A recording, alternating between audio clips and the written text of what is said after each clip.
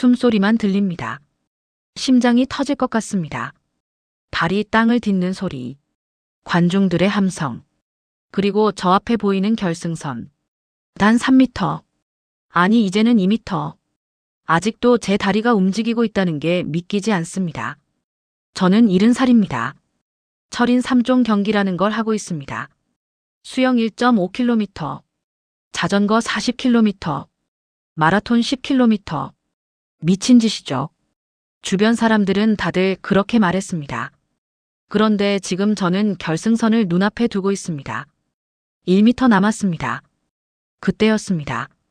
오른쪽 발목이 꺾이는 게 느껴졌습니다. 몸이 휘청입니다. 관중들의 비명소리가 들립니다. 이대로 쓰러지는 건가? 그 순간 제 머릿속에 스쳐 지나간 건 결승선이 아니었습니다. 남편의 얼굴도 아니었습니다. 17살 그날 밤이었습니다. 트랙을 떠나던 그날 밤. 운동화 끈을 풀면서 울던 그날 밤. 그날 제가 버린 게 뭐였는지 이제야 알 것 같습니다. 지금 내가 죽을 힘을 다해 뛰고 있는 이곳이 바로 내가 돌아오고 싶었던 자리였습니다. 제가 이 자리로 돌아오기까지 어떤 사연이 있었는지 들어주신다면 좋아요, 구독 한 번씩 부탁드립니다. 제 방 구석에는 신발 상자가 하나 있습니다. 아무도 모르는 신발 상자. 남편이 세상을 떠나기 석 달 전에 산 운동화입니다. 한 번도 신지 못한 운동화. 파란색이었습니다. 그런데 저는 그 상자를 열 수가 없었습니다. 열면 남편이 신지 못한 발이 보일 것 같았으니까요. 그런데 사실 더 깊은 이유가 있었습니다. 그 상자를 열면 제 자신과 만나야 했거든요. 제가 버린 그 소녀와요. 17살 때 제 이름은 윤정자가 아니라 선수였습니다. 육상 단거리 선수. 새벽 5시부터 트랙에서 달렸습니다.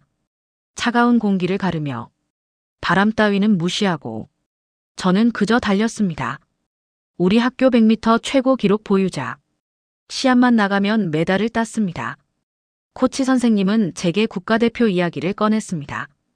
대학까지 가면 충분히 가능하다고. 정자, 넌 진짜 재능이 있다고. 그렇게 말씀하셨습니다. 그날 밤 저는 집에 돌아와 부모님께 말씀드렸습니다. 대학 가서 운동 계속하고 싶다고. 국가대표가 되고 싶다고. 아버지는 밥상을 엎으셨습니다. 굉음이 온 집에 울렸습니다. 정신 차려라. 운동으로 먹고 사는 사람이 몇이나 되는지 아느냐. 여자가 운동을 해서 뭐가 되겠느냐. 현실을 알아라. 그렇게 소리를 지르셨습니다. 제 귀에는 그 목소리가 오늘도 들립니다. 50년이 지났는데 여전히 생생합니다. 어머니는 아무 말도 하지 않으셨습니다.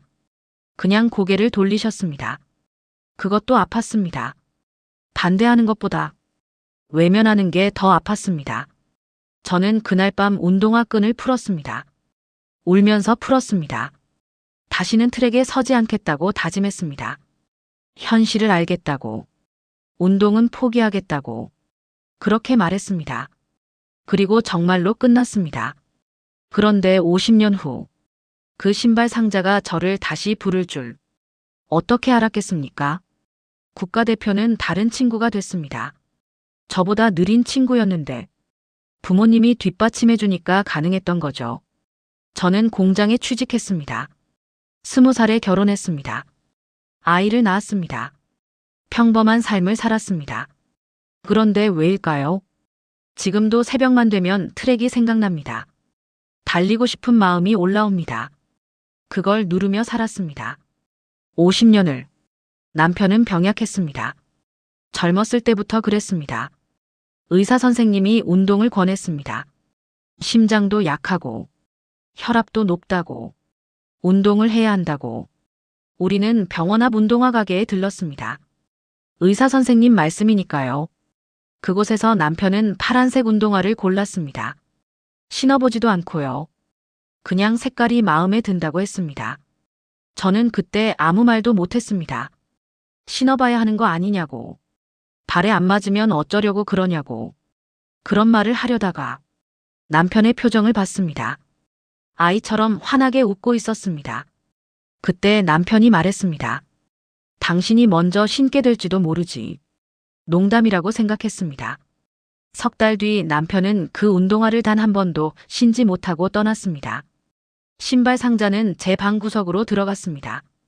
열 수가 없었습니다. 3년이 흘렀습니다. 그 신발 상자는 여전히 구석에 있습니다.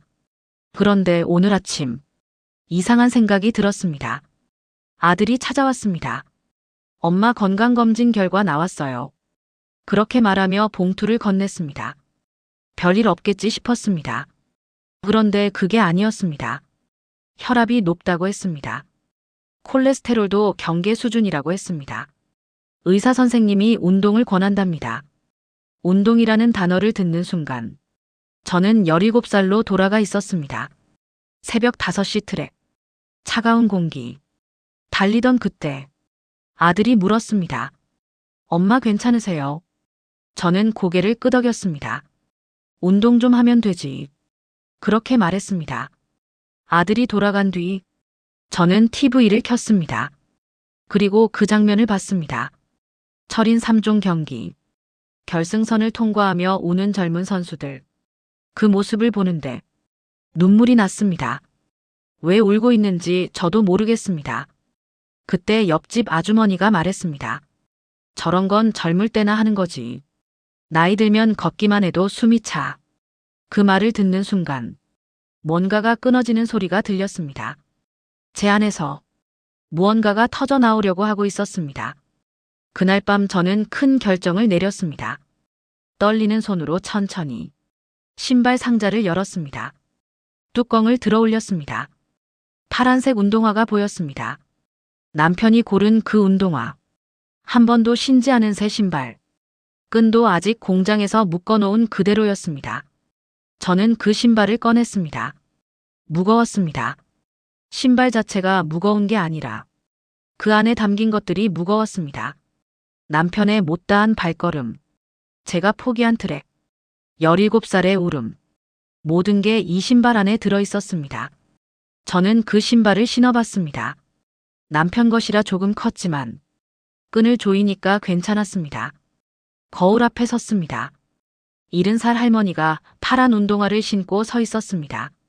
우스꽝스러웠을까요? 아니었습니다. 제 눈에는 17살 소녀가 보였습니다. 트랙에 서 있던 그 소녀가 지금 제 몸 안에 살아있었습니다. 그날 밤 저는 결정했습니다. 철인 3종 경기에 나가겠다고. 말도 안 되는 결정이었습니다. 수영을 못합니다. 자전거도 수십 년 타본 적이 없습니다. 달리기만 해봤는데 그것도 50년 전 이야기입니다. 그런데도 신청서를 작성하고 있었습니다. 손이 멈추지 않았습니다. 신청 버튼을 눌렀습니다. 접수 완료. 그 화면을 보는 순간 무서웠습니다. 정말 무서웠습니다. 이제 돌이킬 수 없다는 게, 제가 뭔가를 시작했다는 게, 그게 너무 무서웠습니다. 그런데 동시에 살아있다는 느낌이 들었습니다. 다음 날 아침, 동네 수영장에 등록하러 갔습니다. 직원이 물었습니다. 수영하실 줄 아세요? 저는 고개를 저었습니다. 못한다고. 배우러 왔다고 했습니다. 직원은 의아한 표정을 지었습니다. 하긴 그럴만했습니다. 70살의 수영을 새로 배우겠다는 사람이 얼마나 될까요? 그런데 그 다음 질문을 듣고 저는 얼어붙었습니다. 혹시 물 무서우세요? 그 질문을 듣는 순간 제 안에 숨어있던 기억이 떠올랐습니다. 10살 때 계곡에서 물에 빠진 적이 있습니다. 아버지가 건져줬지만 그 이후로 물이 무서웠습니다. 목욕탕 물도 무서웠습니다. 깊은 물은 상상만 해도 숨이 막혔습니다.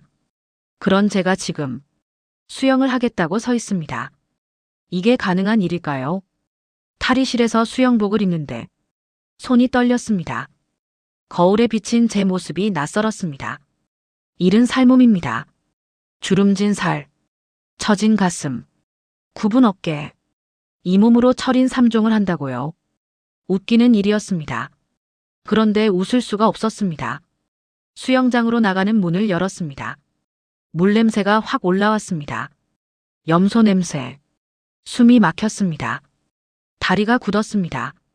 한 발짝도 나갈 수가 없었습니다. 그때 누군가 제 옆을 지나갔습니다. 중학생쯤 되어 보이는 소녀였습니다. 조금 통통한 몸에 어깨가 굽어 있었습니다. 소녀는 수영장 끝으로 가서 조용히 물에 들어갔습니다. 그리고 수영을 시작했습니다. 아주 천천히 서툴게. 그런데 멈추지 않았습니다. 한 바퀴를 돌았습니다. 두 바퀴를 돌았습니다. 숨을 헐떡이면서도 계속 헤엄쳤습니다. 그 모습을 보는데 뭔가가 제 가슴을 쳤습니다. 저 아이도 무언가와 싸우고 있구나. 그런 생각이 들었습니다. 저만 무서운 게 아니구나. 저만 힘든 게 아니구나. 그 생각이 들자 한 발짝 나갈 수 있었습니다. 그리고 또 한 발짝 수영장 가장자리에 섰습니다. 물이 보였습니다. 깊었습니다. 무서웠습니다. 그런데 들어가야 했습니다. 발을 담갔습니다. 차가웠습니다. 온몸에 소름이 돋았습니다. 천천히 몸을 담갔습니다. 허리까지, 가슴까지, 그리고 어깨까지. 물이 제 목까지 차올랐습니다. 숨을 쉴 수가 없었습니다. 심장이 미친 듯이 뛰었습니다. 나가야 해. 나가야 한다고. 머리가 소리쳤습니다. 그때 그 소녀가 제 옆을 지나갔습니다. 그리고 작게 말했습니다. 할머니 괜찮으세요? 저는 고개를 끄덕였습니다. 거짓말을 했습니다. 소녀는 미소를 지었습니다. 저도 처음엔 무서웠어요. 그런데 물은 생각보다 따뜻해요. 그렇게 말하고는 헤엄쳐 갔습니다. 다음 날부터 제 새벽이 시작됐습니다. 새벽 5시에 일어나 수영장에 갔습니다. 코치님이 말했습니다. 천천히 하세요. 서두르지 마시고요. 저는 대답했습니다. 천천히 할 시간이 없어요. 경기가 3달 남았거든요. 코치님은 놀란 표정을 지었습니다. 3달이요? 철인 3종 경기요. 지금 농담하시는 거죠? 저는 고개를 저었습니다. 진심이라고. 죽기 살기로 배우겠다고 했습니다. 그날부터 훈련이 정말 시작됐습니다. 그런데 문제가 생겼습니다. 동네 사람들이 알았습니다. 윤정자 할머니가 수영을 배운대. 철인 3종 경기를 한대. 말도 안 되는 소리지. 혼자 살더니 이상해졌나 봐. 그런 말들이 들려왔습니다. 슈퍼에 가면 수군거림. 약국에 가면 걱정 어린 눈빛. 아파트 엘리베이터에서는 노골적인 질문들이 쏟아졌습니다. 정자 씨 요즘 운동한다며. 좋지 좋아. 그런데 철인 3종은 좀 아닌가. 그 나이에 다치기라도 하면 어떡하려고. 주변 사람 걱정시키지 말고 적당히 해. 그렇게 말하는 사람들. 저는 웃으며 대답했습니다. 괜찮아요. 조심히 할게요. 그렇게 말하면서도 가슴 한쪽이 무너졌습니다. 적당히 하라는 말. 그 말이 제일 무서웠습니다. 평생을 적당히 살았거든요. 어느 날 아들이 찾아왔습니다. 심각한 표정이었습니다. 엄마 동네에서 말이 많대요. 창피하다고들 하던데. 저는 물었습니다. 누가 창피해? 아들이 대답했습니다. 엄마가요. 그 나이에 철인 3종이라니. 사람들이 이상하게 본대요. 저는 웃었습니다. 평생 정상적으로 살다가 이제야 좀 이상하게 살아보는 거야. 아들은 이해할 수 없다는 표정이었습니다. 왜 굳이 그래야 해요? 조용히 사시면 안 돼요. 저는 대답했습니다. 50년을 조용히 살았어. 이젠 누구 말에 따라 살고 싶지 않아. 아들은 한숨을 쉬고 돌아갔습니다. 그날 밤 저는 울었습니다. 혼자 방에서 소리 없이. 왜 이렇게 힘들까요? 그냥 포기하면 편할 텐데. 그냥 동네 사람들 말대로 적당히 살면 될 텐데. 왜 이렇게 힘든 길을 가고 있을까요? 그때 휴대폰이 울렸습니다. 모르는 번호였습니다. 하지만 받았습니다. 할머니. 저예요. 수영장에서 만난 그 중학생 소녀였습니다. 그 아이가 내게 뭔가를 깨닫게 해줬습니다. 소녀는 말했습니다. 저 학교에서 왕따예요. 친구들이 저를 싫어해요. 뚱뚱하다고, 느리다고, 운동을 못한다고. 그래서 체육 시간이 제일 싫었어요. 그런데 할머니를 보고 생각했어요. 할머니도 무서워하시잖아요. 그런데 포기 안 하시잖아요. 그 모습 보고 저도 용기가 났어요. 그래서 저도 체육대회에 신청했어요. 달리기요. 꼴찌해도 괜찮아요. 할머니처럼 포기만 안 하면요. 그 말을 듣는 순간 눈물이 멈췄습니다. 제가 누군가에게 살아볼 용기를 준 거였습니다. 제가 70살 할머니가 중학생 아이에게 용기를 준 거였습니다. 그날 밤 저는 다시 운동화를 신었습니다. 남편의 파란 운동화. 그리고 밖으로 나갔습니다. 한밤중이었습니다. 동네는 조용했습니다. 아무도 없는 길. 저는 천천히 뛰기 시작했습니다. 달리는 게 아니라 걷는 것처럼 천천히. 그런데 이상했습니다. 몸이 기억하고 있었습니다. 50년 전 그 감각을, 발이 땅을 차는 리듬을, 팔이 흔들리는 각도를, 숨을 쉬는 타이밍을, 모든 게 돌아오고 있었습니다. 제가 하고 싶었던 게 뭔지 이제 조금 알 것 같았습니다. 수영은 조금씩 나아지고 있었습니다. 여전히 서툴렀지만 이제는 50m를 쉬지 않고 갈 수 있었습니다. 달리기는 몸이 기억하고 있었습니다. 50년의 공백이 있었지만 다리는 아직 달릴 줄 알았습니다. 문제는 자전거였습니다. 자전거를 탄 지 40년이 넘었습니다. 아이들 키울 때 장 보러 다니던 자전거. 그 자전거가 생각났습니다. 6살 아들을 앞자리에 태우고 4살 딸을 뒷자리에 태웠습니다. 아들이 자꾸 앞을 보겠다고 말랑말랑한 손으로 핸들을 잡으려고 할 때, 딸이 뒤에서 엄마 하며 치마자락을 잡을 때, 그때의 자전거, 페달을 밟을 때마다 아이들의 까르르한 웃음소리가 들렸습니다. 시장 가는 길, 동네 슈퍼 가는 길, 공원에 가는 길, 자전거는 저희 가족의 발이었습니다. 제 다리이면서 아이들의 꿈을 싣고 가는 탈것이었습니다. 여름은 햇빛이 자전거 위에 떨어지고, 겨울은 차가운 바람이 뺨을 치고, 봄에는 벚꽃잎이 자전거 바구니에 소복이 내려앉았습니다. 남편이 퇴근할 때 아이들을 태우러 마중을 나가기도 했습니다. 자전거를 타며 동네를 돌아다니는 저를 보며 이웃 아주머니들이 손을 흔들어 주었습니다. 정자야 부지런하네. 아이들도 잘하겠네.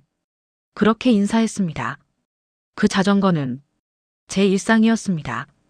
제 인생이었습니다. 아이들이 자라면서 자전거는 천천히 사라졌습니다. 아들은 학원을 다니게 되고, 딸은 학교 버스를 타게 되고, 제 다리는 더 이상 필요 없어졌습니다. 자전거는 베란다 구석으로 밀려났습니다. 녹이 슬기 시작했습니다. 사람들은 더 이상 제게 인사하지 않았습니다. 나이가 들었으니까요. 할머니는 자전거를 탈 일이 없었으니까요. 이제 자전거를 40km나 타야 한다니 말도 안 됐습니다. 그건 단순히 운동이 아니었습니다. 그건 잃어버린 시간들과의 만남이었습니다. 아이들의 웃음소리가 담긴 그 시절 자전거를 다시 타겠다는 것이었습니다. 자전거 가게에 갔습니다. 철인 3종용 자전거를 보러요. 주인이 물었습니다. 누가 타실 건데요? 선물이신가요? 저는 대답했습니다. 제가 탈 거예요. 주인은 제 얼굴을 보더니 당황했습니다. 아, 네. 그러시군요. 그런데 이 자전거들은 좀 전문가용이라서 일반 자전거가 나으실 것 같은데요. 저는 고개를 저었습니다. 이걸로 경기를 나갈 거예요. 철인 3종이요. 주인은 더 당황한 표정이었습니다. 그래도 친절하게 설명해 줬습니다. 자전거 종류, 기어 사용법, 안장 높이 조절법, 헬멧 착용법, 모든 게 낯설었습니다. 시승을 해봤습니다. 가게 앞 주차장에서 조심스럽게 페달을 밟았습니다. 자전거가 움직였습니다. 균형을 잡으려고 애를 썼습니다. 몸이 흔들렸습니다. 넘어질 것 같았습니다. 그래도 페달을 밟았습니다. 한 바퀴, 두 바퀴, 세 바퀴. 주인이 박수를 쳤습니다. 잘하시네요. 타실 줄 아시는구나. 저는 숨을 헐떡이며 대답했습니다. 이게 잘하는 건가요? 몸이 다 떨리... 주인이 웃었습니다. 처음엔 다 그래요. 곧 익숙해지실 거예요. 자전거를 샀습니다. 비쌌습니다. 일은 평생 이렇게 비싼 자전거는 처음이었습니다. 그런데 이상하게 기분이 좋았습니다. 제 돈으로 제가 하고 싶은 것을 위해 비싼 걸 산 게 처음이었으니까요. 자전거를 끌고 집에 왔습니다. 아파트 엘리베이터에서 옆집 아주머니를 만났습니다. 어머, 정자 씨 자전거 샀네. 좋겠다. 그런데 그 나이에 자전거 타면 위험하지 않아? 조심해야 해. 저는 대답했습니다. 조심할게요. 그런데 마음속으로는 생각했습니다. 위험하지 않은 인생이 어디 있나요? 숨만 쉬는 것도 어차피 위험한 건데. 그날 밤, 저는 자전거 옆에 앉아 한참을 바라봤습니다. 낡은 자전거와 새로운 자전거, 과거와 현재, 아이들의 웃음소리가 담긴 그 시절, 그리고 지금, 다음 날 새벽, 저는 두 자전거 모두의 기억을 안고 길을 나갔습니다. 이제 자전거를 40km나 타야 한다니 말도 안 됐습니다. 저는 자전거를 끌고 나갔습니다. 한강 자전거 도로로 갔습니다. 아직 어두웠습니다. 사람이 별로 없었습니다. 자전거에 올라탔습니다. 페달을 밟았습니다. 천천히 조심스럽게 바람이 얼굴을 스쳤습니다. 차가웠지만 기분이 좋았습니다. 5km를 지났을 때 갑자기 앞에서 자전거 한 대가 튀어나왔습니다. 저는 깜짝 놀라 핸들을 꺾었습니다. 균형이 무너졌습니다. 자전거가 기울었습니다. 그리고 넘어졌습니다. 아팠습니다. 팔꿈치가, 무릎이, 엉덩이가, 온몸이 아팠습니다. 바닥에 누워서 하늘을 봤습니다. 아직 어두운 새벽 하늘, 별이 보였습니다. 예쁘다고 생각했습니다. 그 순간 이게 끝인가 그런 생각이 들었습니다. 일어나고 싶지 않았습니다. 너무 아팠으니까요. 그냥 여기 누워있고 싶었습니다. 이대로 포기하면 편할 것 같았습니다. 그때 누군가 다가왔습니다. 괜찮으세요? 젊은 남자였습니다. 자전거를 타고 가다가 세운 것 같았습니다. 저는 고개를 끄덕였습니다. 일어나려고 하는데 팔에 힘이 안 들어갔습니다. 남자가 저를 일으켜 세웠습니다. 많이 다치셨어요? 병원 가보셔야 할 것 같은데요. 저는 고개를 저었습니다. 그런데 남자가 물었습니다. 혹시 철인 3종 연습하세요? 저는 놀라서 물었습니다. 어떻게 알았어요? 남자가 자전거를 가리켰습니다. 이 자전거 전문가용이잖아요. 그리고 이 시간에 여기서 연습하는 사람들. 대부분 철인 3종 선수들이에요. 저도 그래요. 남자는 웃었습니다. 저는 물었습니다. 당신도 넘어진 적 있어요? 남자가 대답했습니다. 당연하죠. 안 넘어지는 사람이 어디 있어요? 저는 첫 대회 때 수영 중에 다른 선수 발에 차여서 코피가 났어요. 그래도 포기 안 했어요. 피 흘리면서 헤엄쳤어요. 그 말을 듣는데 용기가 났습니다. 넘어지는 게 당연한 거구나. 처음부터 잘하는 사람은 없구나. 그 깨달음이 마음속에 스며들었습니다. 그날 밤 집에 돌아와 저는 중요한 결정을 했습니다. 훈련이 계속되면서 이상한 일들이 생기기 시작했습니다. 몸이 변하고 있었습니다. 계단을 오를 때 숨이 덜 찼습니다. 장을 보고 돌아올 때 덜 무거웠습니다. 아침에 일어날 때 몸이 가벼웠습니다. 거울을 봤습니다. 얼굴이 달라져 있었습니다. 핏기가 돌았습니다. 눈빛이 살아 있었습니다. 이게 제 얼굴인가 싶었습니다. 50년 동안 본 적 없는 얼굴이었으니까요. 훈련은 점점 강도가 높아졌습니다.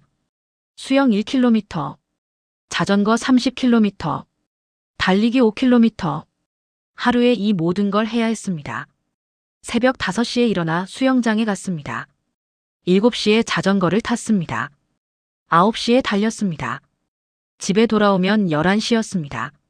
몸이 녹초가 됐습니다. 침대에 누우면 바로 잠들었습니다. 꿈도 꾸지 않았습니다. 그런데 이상했습니다. 힘들었지만 행복했습니다. 평생 이렇게 행복한 적이 없었습니다. 뭔가를 하고 있다는 것, 뭔가를 향해 가고 있다는 것, 그게 이렇게 행복한 일인 줄 몰랐습니다. 그런데 어느 날 아침 일어나는데 오른쪽 무릎이 아팠습니다. 어제까지는 괜찮았는데 갑자기 아팠습니다. 걸을 수가 없었습니다. 병원에 갔습니다. 의사 선생님이 말했습니다. 무리하셨나 봐요. 요즘 무슨 운동하세요? 저는 대답했습니다. 철인 3종 준비 중이에요.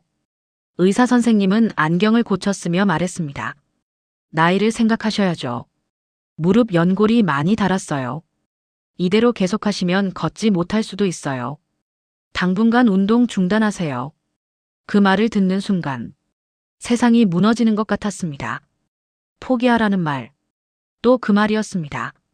지금 한 달 남았는데요. 의사 선생님은 고개를 저었습니다. 한 달이면 더 위험하죠.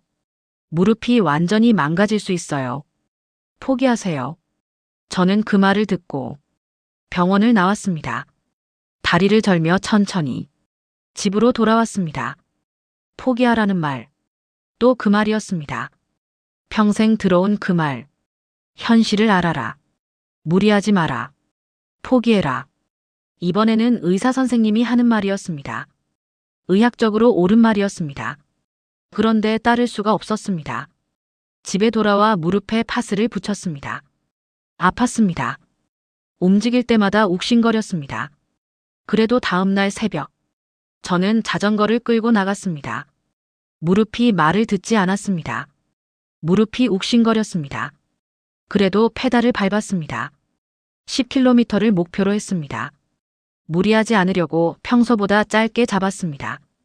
5km를 지났을 때 무릎이 욱신거렸습니다. 멈춰야 할까요? 고민했습니다. 그런데 멈추고 싶지 않았습니다. 조금만 더 가고 싶었습니다. 8km를 지났습니다. 무릎이 비명을 질렀습니다. 그래도 페달을 밟았습니다. 10km를 채웠습니다. 그리고 그 순간 무릎에서 뚝 소리가 났습니다. 쓰러졌습니다.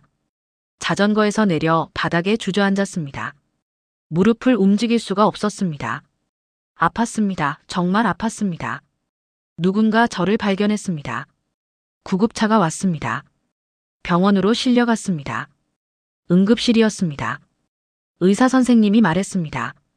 인대가 늘어났어요. 최소 한 달은 쉬셔야 해요.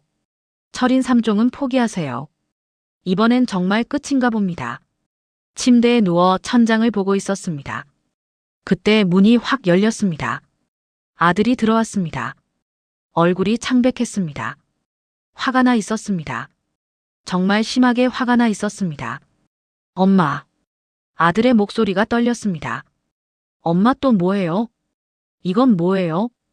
의사가 뭐라고 했어요? 운동 중단하라고 했잖아요.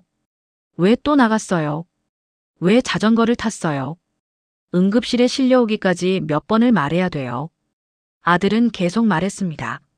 엄마는 왜 사람 말을 안 들어요? 나도 반대했고, 의사도 반대했고, 모든 사람이 반대했잖아요. 근데 왜 우리한테 괴로움을 주는 거예요?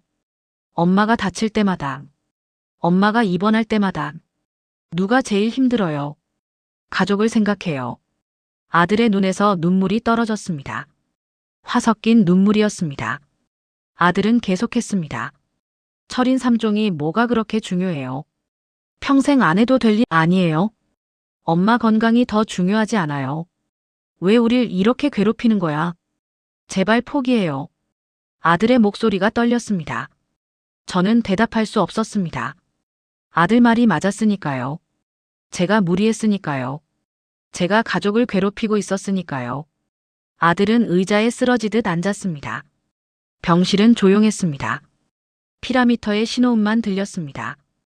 빠직빠직하는 심장 박동 소리. 그것만 들렸습니다. 밤이 깊어졌습니다. 아들이 떠나고 저는 혼자 남았습니다.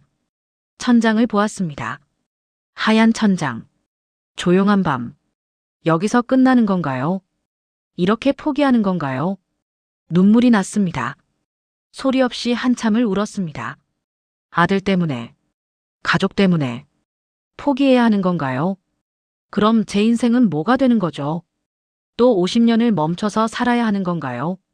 아들도 압박했습니다. 의사도 압박했습니다. 의료진도 압박했습니다. 모두가 제게 멈추라고 했습니다. 현실을 알아라고 했습니다.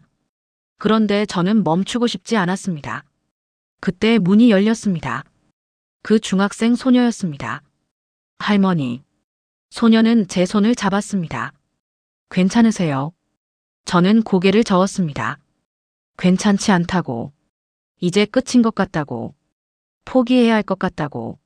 소녀는 울먹였습니다. 안 돼요. 할머니 포기하면 안 돼요. 저는 할머니 보면서 포기 안 했잖아요. 할머니가 포기하면 저도 포기하게 될 것 같아요. 그 말을 듣는 순간 뭔가가 제 가슴을 쳤습니다. 제가 포기하는 건 저 혼자만의 일이 아니었습니다. 누군가 저를 보고 있었습니다. 누군가 저를 통해 용기를 얻고 있었습니다. 저는 소녀의 손을 꽉 잡았습니다. 그리고 말했습니다. 포기 안 할게. 아직 안 끝났어. 반드시 서볼게. 소녀는 울면서 웃었습니다. 그날 밤 저는 결심했습니다. 어떻게든 일어서겠다고. 어떻게든 다시 시작하겠다고. 내일 아들에게 말하겠다고. 미안하지만 내가 하고 싶은 인생을 살겠다고. 다음 날 아침 아들이 다시 찾아왔습니다. 엄마. 아들이 말했습니다. 어제 너무 심했어요. 미안해요. 그런데 엄마. 제발 포기해요. 건강이 더 소중해요. 저는 아들을 봤습니다. 그리고 말했습니다. 아들아, 엄마 말을 들어줘. 엄마는 50년을 멈춰 살았어. 현실이 너무 무서웠어. 실패가 너무 무서웠어. 그래서 멈췄어. 하지만 이제는 아니야. 아들아, 엄마도 내 인생이 있어. 엄마도 이 나이에도 아직 꿈이 있어. 엄마도 살고 싶어. 철인 3종이 뭐냐고 물으면 그건 중요하지 않아. 중요한 건 엄마가 정말로 해보고 싶다는 거야. 아들은 눈물을 흘렸습니다. 그리고 말했습니다. 알겠어요, 엄마. 그럼 건강하게 해줘요. 약속해요. 저는 아들의 손을 잡았습니다. 약속한다고 그렇게 하겠다고. 다음 날부터 재활이 시작됐습니다. 물리치료사 선생님이 왔습니다. 무릎을 굽히고 펴는 연습, 걷는 연습, 계단 오르는 연습. 모든 게 처음부터였습니다. 아기가 걷는 법을 배우듯이 저도 다시 배워야 했습니다. 아팠습니다. 무릎이, 다리가, 온몸이 아팠습니다. 그래도 했습니다. 매일 하루도 빠짐없이. 새벽 6시가 되면 물리치료사 선생님이 방문했습니다. 먼저 무릎을 얼음으로 냉찜질했습니다. 10분. 그 다음 가열 패드로 따뜻하게 데웠습니다. 10분. 그 다음 천천히 무릎을 굽혔습니다. 1도, 2도, 3도. 처음엔 30도까지 밖에 못 구부렸습니다. 고통이 너무 심했으니까요. 하지만 매일 조금씩 각도가 늘었습니다. 40도, 50도, 60도. 물리치료사 선생님이 격려했습니다. 좋습니다. 잘하고 계세요. 통증은 약이에요. 통증이 느껴진다는 건 회복되고 있다는 거예요. 저는 그 말을 믿고 계속했습니다. 매일, 하루도 빠짐없이. 오후 2시가 되면 저는 침대에서 내려 지팡이를 짚고 방을 한 바퀴 돌았습니다. 처음엔 2m, 다음 날은 4m, 그 다음 날은 6m. 천천히. 하지만 확실하게 걸음이 늘어났습니다. 저녁 7시가 되면 물리치료사 선생님이 스트레칭을 했습니다. 다리를 펴고 천천히 앞으로 구부렸습니다. 고통이 느껴졌습니다. 울고 싶은 고통이었습니다. 하지만 참았습니다. 그리고 버텼습니다. 밤이 되면 무릎에 얼음찜질을 다시 했습니다. 그리고 자는 척 했습니다. 하지만 자지 못했습니다. 무릎의 욱신거림, 전신의 피로, 마음의 불안, 모든 게 뒤섞여서 밤을 지새웠습니다. 하지만 아침이 되면 다시 일어났습니다. 다시 시작했습니다. 매일 하루도 빠짐없이. 아들이 병원을 자주 찾아왔습니다. 처음엔 걱정스러운 얼굴이었지만 재활을 보면서 조금씩 표정이 바뀌었습니다. 엄마, 아들이 말했습니다. 정말 강한 사람이네요. 저도 반성했어요. 엄마가 이렇게까지 하는데 저도 응원해야겠다고. 아들은 매일 병원에서 저의 재활을 옆에서 봤습니다. 고통 속에서 계속 일어나는 모습, 멈추지 않는 모습, 포기하지 않는 모습, 그 모습을 봤습니다. 일주일이 지났을 때 무릎을 70도까지 굽힐 수 있었습니다. 2주일이 지났을 때 지팡이 없이 천천히 걸을 수 있었습니다. 3주일이 지났을 때 계단을 한 발씩 오를 수 있었습니다. 의사 선생님이 놀랐습니다. 정말 회복이 빠르네요. 대단하십니다. 평소에 운동하신 분이라 신체 능력이 다르신 것 같습니다. 이제 경기까지 일주일 남았습니다. 의사 선생님이 말했습니다. 많이 좋아지긴 했는데 아직 경기 나가기엔 무리예요. 무릎이 완전히 회복되지 않았어요. 저는 물었습니다. 완주는 가능한가요? 의사 선생님은 한참을 생각하더니 말했습니다. 글쎄요. 가능할 수도 있고 중간에 쓰러질 수도 있어요. 장담할 수 없어요. 이제 경기까지 일주일 남았습니다. 의사 선생님이 말했습니다. 많이 좋아지긴 했는데 아직 경기 나가기엔 무리예요. 그런데 저는 이미 결정했습니다. 경기 전날 밤이었습니다. 잠이 오지 않았습니다. 침대에 누워 천장을 보았습니다. 내일이면 드디어 철인 3종 경기에 서게 됩니다. 70살 평생 처음입니다. 제가 정말 해낼 수 있을까요? 두려웠습니다. 무서웠습니다. 일어나서 거실로 나왔습니다. 남편 사진이 보였습니다. 여보, 내일 당신 신발 신고 나갈 거예요. 그동안 한 번도 신지 못한 그 파란 운동화요. 사진 속 남편은 웃고 있었습니다. 저는 운동화 상자를 열었습니다. 파란 운동화. 이제는 많이 낡았습니다. 끈도 해지고 밑창도 닳았습니다. 그런데 이상했습니다. 처음 봤을 때보다 더 아름다워 보였습니다. 이 신발이 저를 여기까지 데려왔습니다. 남편이 못 신은 이 신발이 제 인생을 바꿔놓았습니다. 휴대폰이 울렸습니다. 아들이었습니다. 엄마 내일 경기 보러 갈게요. 걱정돼서요. 저는 놀랐습니다. 아들이 온다고요. 반대하던 아들이요. 아들은 말을 이었습니다. 엄마가 왜 이러는지 이해 안 갔어요. 그런데 생각해봤어요. 엄마도 엄마 인생이 있는 거잖아요. 제가 뭐라고 말릴 권리가 없더라고요. 미안해요, 엄마. 그리고 응원할게요. 꼭 완주하세요. 그 말을 듣는데 눈물이 났습니다. 고맙다고 꼭 완주하겠다고. 그렇게 대답했습니다. 전화를 끊고 다시 운동화를 봤습니다. 이제 정말 신을 시간이 됐습니다. 마지막으로 한번 제대로 신을 시간. 운동화를 신었습니다. 끈을 조였습니다. 일어섰습니다. 거울을 봤습니다. 70살 할머니가 서 있었습니다. 그런데 이상했습니다. 그 눈빛은 17살 소녀의 눈빛이었습니다. 내일 우리 함께 달려보자. 경기장에 도착했습니다. 사람들이 많았습니다. 젊은 선수들이 준비 운동을 하고 있었습니다. 다들 탄탄한 몸, 전문가처럼 보이는 장비들. 저는 그 사이에서 작고 늙은 할머니였습니다. 수영 출발선이었습니다. 물이 보였습니다. 여전히 무서웠습니다. 물은 아직도 무서웠습니다. 그때 누군가 제 이름을 불렀습니다. 할머니. 그 중학생 소녀였습니다. 코치님. 아들도 왔습니다. 옆집 아주머니도 보였습니다. 동네 사람들도 몇 명 보였습니다. 모두 응원하러 온 사람들이었습니다. 가슴이 뜨거워졌습니다. 저는 혼자가 아니었습니다. 소녀가 소리쳤습니다. 할머니 화이팅! 아들도 손을 흔들었습니다. 엄마 할 수 있어요. 코치님도 엄지를 치켜 세웠습니다. 끝까지 가세요. 저는 고개를 끄덕였습니다. 그리고 출발선에 섰습니다.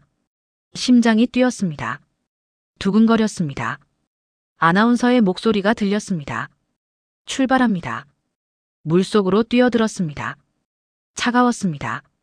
숨이 막혔습니다. 사람들이 제 주변에서 팔을 휘젓고 발을 차고 물보라가 일었습니다. 패닉이 올 것 같았습니다. 그런데 멈출 수 없었습니다. 팔을 저었습니다. 발을 찼습니다.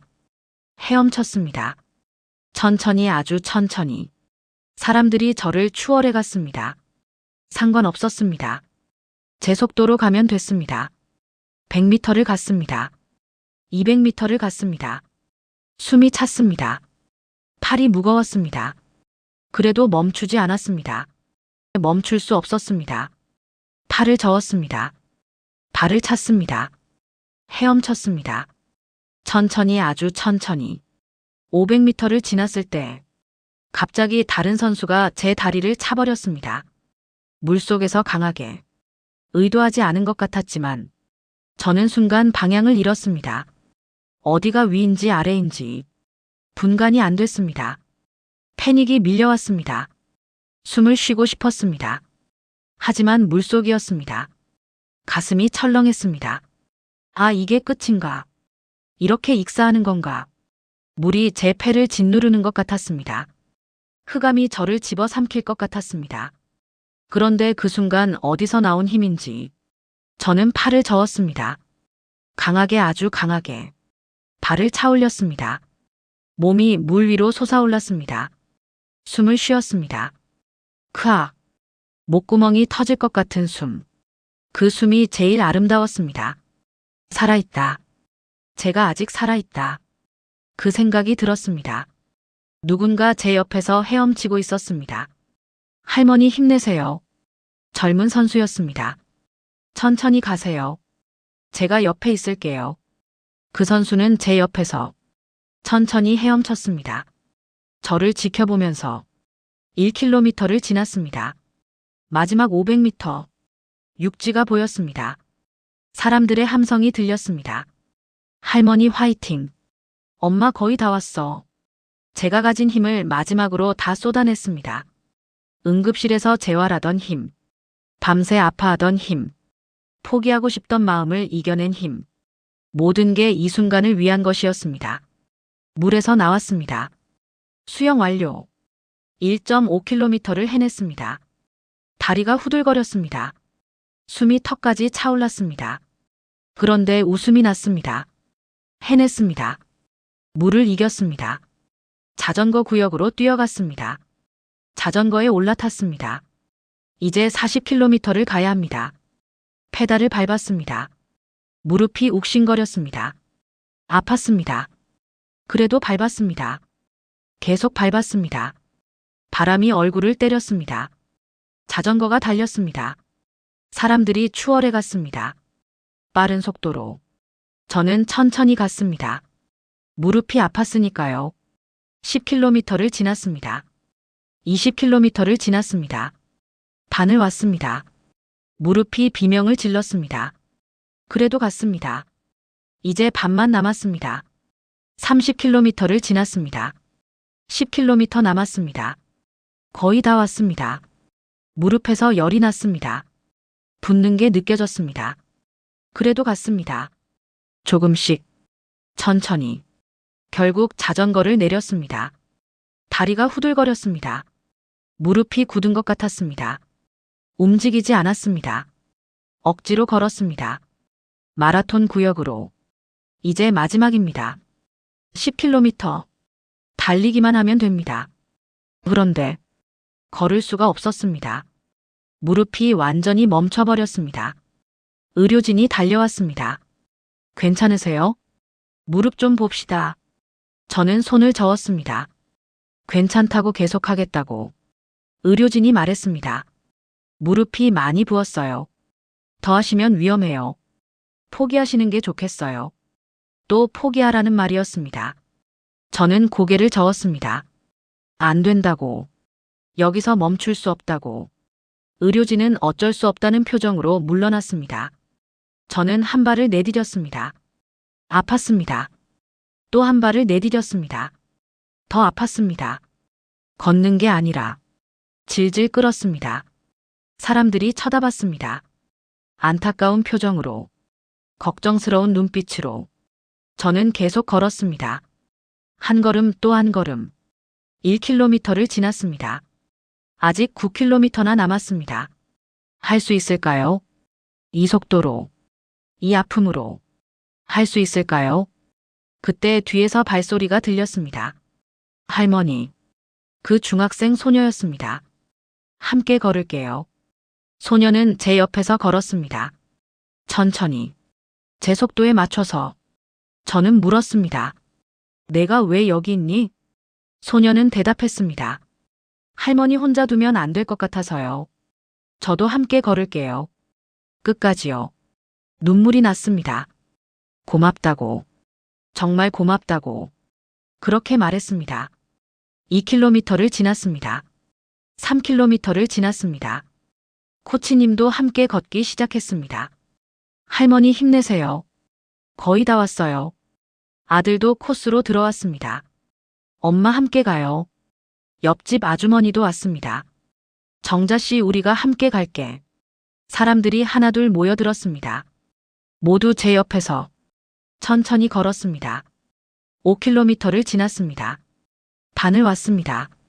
무릎이 완전히 말을 듣지 않았습니다. 다리를 질질 끌었습니다. 그래도 멈추지 않았습니다. 사람들이 함께 걸어주었으니까요. 6km, 7km, 8km, 이제 2km 남았습니다.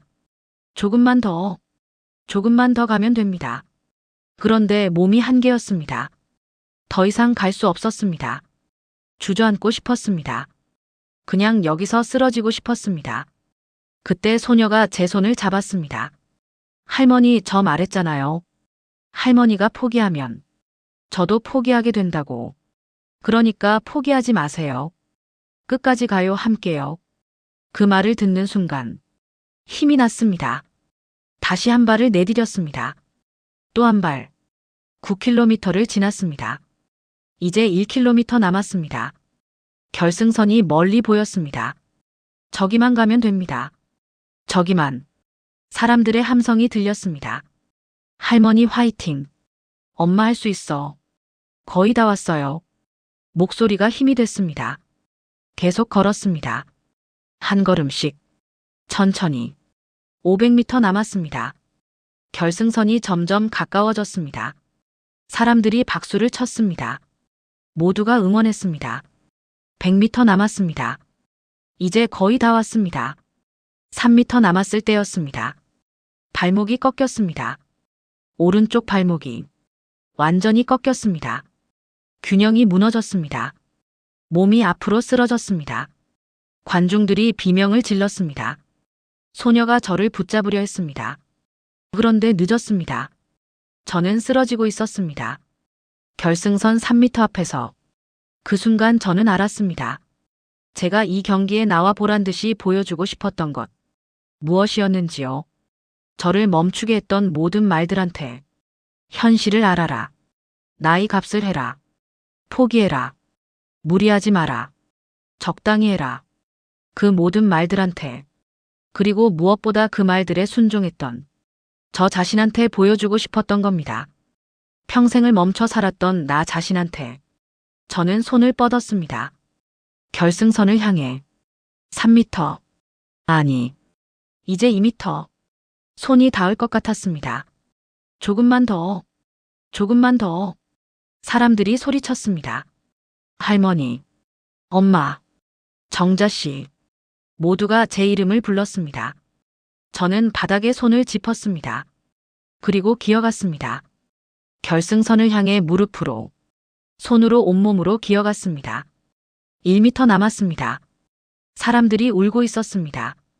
소녀가, 아들이, 코치님이 모두 울면서 응원하고 있었습니다.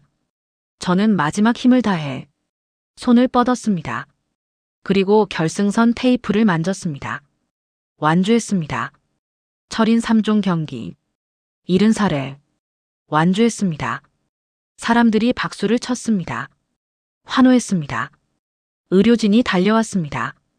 저는 누운 채로 하늘을 봤습니다. 파란 하늘. 구름이 흘러갔습니다. 아름다웠습니다.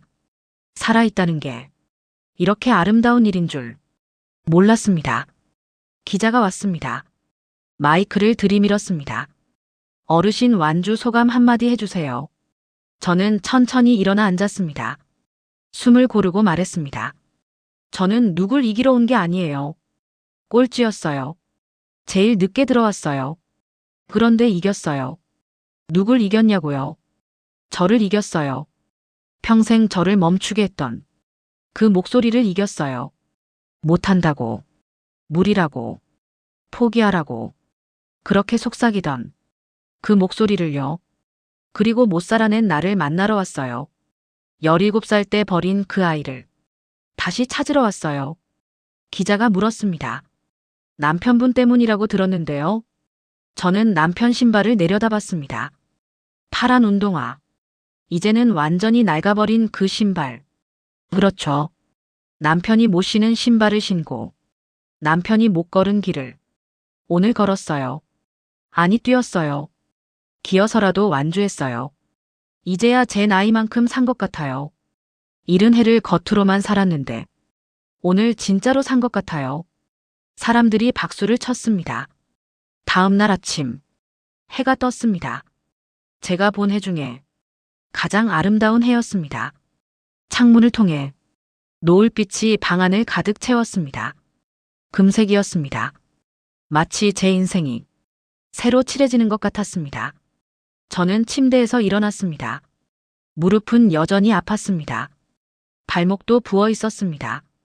경기의 상처들이 아직 온몸에 남아 있었습니다. 하지만 그것도 좋았습니다. 아픔이 느껴진다는 건 제가 살아있다는 증거였으니까요. 제가 움직였다는 증거였으니까요. 제가 도전했다는 증거였으니까요. 저는 천천히 움직였습니다. 어제까지만 해도 이렇게 일어나는 것도 고통스러웠으니까요. 하지만 오늘은 달랐습니다. 왜냐하면 여기서 끝이 아니라 여기가 시작이라는 걸 알았으니까요. 남편의 파란 운동화를 찾았습니다. 이제는 제 운동화가 되어버린 그 신발끈이 더해졌습니다. 밑창도 더 달았습니다. 경기에서 기어갔던 흔적이 선명하게 남아 있었습니다. 저는 그 신발을 만졌습니다. 그리고 천천히 신었습니다. 끈을 조였습니다. 1번, 2번, 3번, 단단하게 결연하게. 그리고 일어섰습니다. 거울을 봤습니다. 70살 할머니가 서 있었습니다. 어제와 같은 모습이었습니다. 같은 주름 같은 곱슬머리, 같은 나이. 그런데 뭔가가 달랐습니다. 눈빛이었습니다. 그 눈빛은 더 이상 절망하지 않았습니다. 더 이상 포기하지 않았습니다. 더 이상 두려워하지 않았습니다. 그 눈빛은 17살 소녀의 눈빛이었습니다. 꿈을 꾸던 도전하던 달리던 그 소녀의 눈빛. 70살과 17살이 마침내 만났습니다. 거울 속에서 제 몸 안에서 그들이 이제 같은 사람이 되었습니다. 저는 문을 열었습니다. 밖은 여전히 조용했습니다. 도로는 아직 사람이 많지 않았습니다. 새벽의 도로 그곳에 저 혼자 서 있었습니다. 그리고 생각했습니다. 경기는 끝났습니다. 메달도 받았습니다. 기록도 남겼습니다. 그런데 왜 더 달리고 싶을까요? 왜 더 나아가고 싶을까요? 그 이유를 이제 알 것 같습니다. 메달이 아니었습니다. 우승이 아니었습니다. 기록이 아니었습니다. 중요한 건 달리는 것 자체였습니다. 계속 움직이는 것 자체였습니다. 멈추지 않는 그 행위 자체였습니다. 50년을 멈춘 이유가 뭐였을까요? 현실이 무서웠으니까요. 실패가 무서웠으니까요. 남들의 눈이 무서웠으니까요. 그래 멈췄습니다. 조용히 눈에 띄지 않게 체념이라는 이름으로, 평온이라는 이름으로, 현실적이라는 이름으로 멈춰 살았습니다. 하지만 그게 아니었습니다. 그게 죽음이었습니다. 마음의 죽음, 영혼의 죽음, 자신의 죽음. 저는 죽어 있었습니다. 50년을 미천한 몸으로, 약한 몸으로, 노쇠한 몸으로. 하지만 불타는 영혼으로 일어났습니다. 그리고 달렸습니다. 처음엔 많은 사람들이 저를 놀렸습니다. 미쳤다고, 위험하다고, 포기하라고 그렇게 말했습니다. 의사도 말렸습니다. 의학적으로 정당한 이유로 말렸습니다. 아들도 말렸습니다. 사랑하는 마음으로 말렸습니다. 하지만 저는 멈추지 않았습니다. 왜냐하면 더 이상 죽어있고 싶지 않았으니까요. 이제 저는 알았습니다. 인생이 뭔지, 살아간다는 게 뭔지. 제 다리가 허락하는 한 저는 매일 달릴 것입니다. 메달을 받기 위해서가 아닙니다. 기록을 세우기 위해서가 아닙니다. 누군가를 이기기 위해서가 아닙니다. 더 이상 멈추지 않기 위해서입니다. 더 이상 죽지 않기 위해서입니다. 더 이상 자신을 배신하지 않기 위해서입니다. 도로가 보였습니다. 더 이상 메달을 바라지 않습니다. 더 이상 기록을 바라지 않습니다. 더 이상 누군가의 인정을 바라지 않습니다. 그저 이 몸으로, 이 다리로 계속 달릴 수 있다는 사실. 그것만으로 충분합니다. 저는 천천히 뛰기 시작했습니다. 무릎은 아직 아팠습니다. 발목도 부어 있었습니다. 그래도 뛰었습니다. 왜냐하면 저는 달릴 수 있는 사람이니까요. 포기하지 않는 사람이니까요. 살아있는 사람이니까요. 70살 이제 시작입니다. 90까지, 100살까지 두 다리가 허락하는 한 매일 달릴 겁니다. 진짜 제 인생이 이제 시작됩니다. 저는 매일 나아갈 것입니다. 달려갈 것입니다.